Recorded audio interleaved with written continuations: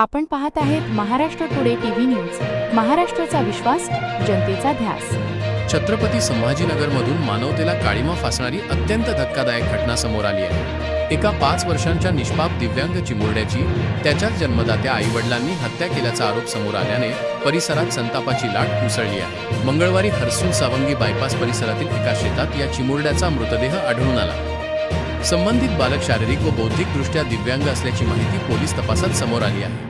हृदय पिळवटून टाकणारी बाब म्हणजे जीव घेण्यापूर्वी आरोपींनी चिमुरड्याला शांत ठेवण्यासाठी त्याच्या हातात खाऊचे पाकीट दिले होते.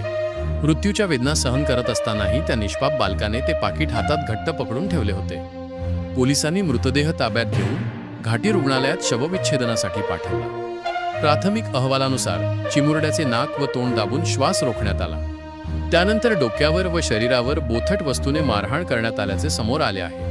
पोलिसांनी प्रकरणाचा तपास सुरू केला असून आरोपींविरोधात कठोर कारवाईची मागणी नागरिकांकडून केली जात आहे. छत्रपती संभाजीनगर प्रतिनिधी श्री पवन फाटे, महाराष्ट्र टुडे टीव्ही न्यूज 24/7. महाराष्ट्रातील ताज्या, वेगवान आणि विश्वासार्ह बातम्यांसाठी आजच आमच्या चॅनलला भेट द्या. लाईक करा, शेअर करा, सबस्क्राईब करा आणि पाहत रहा महाराष्ट्र टुडे टीव्ही न्यूज 24/7. महाराष्ट्राचा विश्वास, सत्याचा.